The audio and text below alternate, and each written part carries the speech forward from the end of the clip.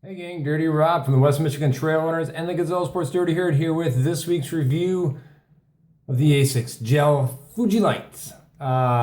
This might be a quick review today, gang, because this is not a lot to talk about with this shoe, but I will tell you it's all good. Asics is not a huge trail brand. I don't think many people would put Asics in their top trail shoes. This shoe is very, I'm not gonna say train specific, but very workout specific, possibly terrain specific. But it's just a shockingly cool, great shoe that I really liked. And depending on what you're in the market for, I thought you needed to know about it. So let's get into this thing. The Fuji Lyte.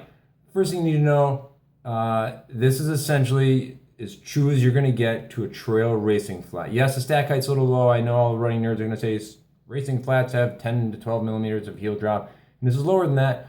But man, this thing is snug. It is fitted. It is lightweight. It is not very protective.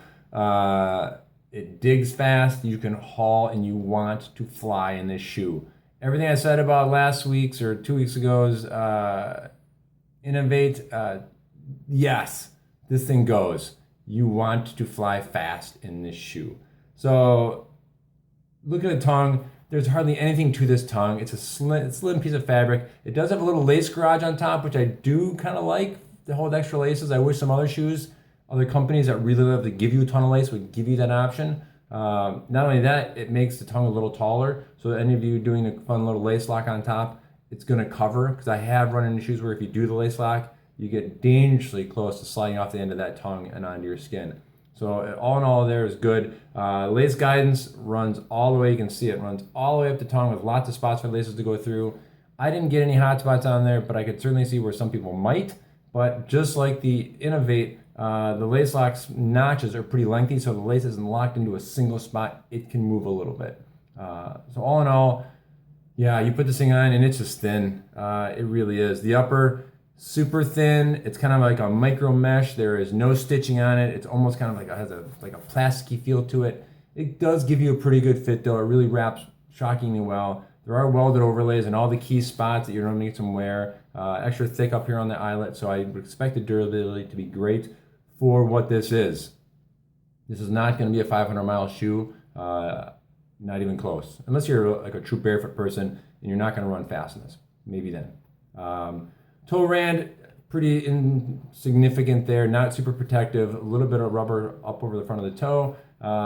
Decent heel counter that runs fairly far forward with a little bit of stitching on the collar there, but not super protective. All in all, it's really there to dial you into the midsole and outsole and to keep your foot in place, and it does all that. Not a ton of room here. Doesn't run particularly long. It makes this midsole and outsole feel like part of your foot. So that's what a racing flat's supposed to do, and that's what this does, even though it's officially a trail shoe, not a racing flat. The midsole is simple, one-piece sole light, so really lightweight, fairly flexible in all spots. So you're going to get good responsiveness. Not a ton of protection there. I can twist this thing any way I want. It is what it is. But you do get some nice drainage right above the midsole. You can kind of see some little call-out ports there. So in case you do some stream crossings, some wet muddy runs, your feet are going to dry off pretty quickly. I did not test it for that, but I trust what they say. Yeah, all in all. Outsole, very trail specific, big giant lugs, great traction. Thank you, Mother Nature's snow, for cleaning these off a little bit so you don't have to put up with the dirt. But yeah, they're great. It gave me great traction, super lightweight. I loved it.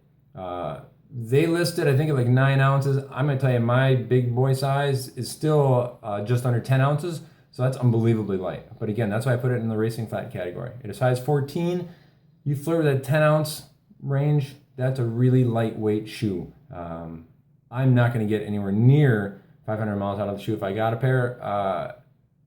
This shoe is definitely race specific for me personally at 180 pounds, 185 pounds.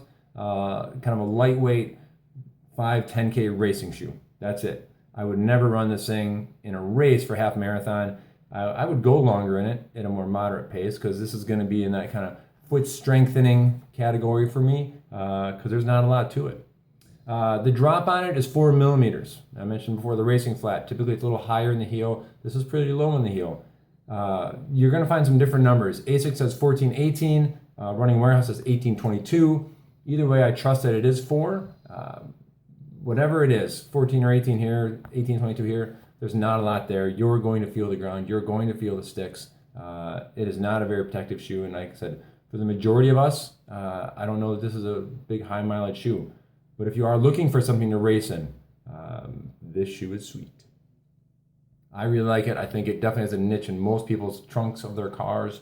Sadly, it's not going to fit into the back of my car because I just don't race like that. And if I do, I still want a little more shoe than this provides.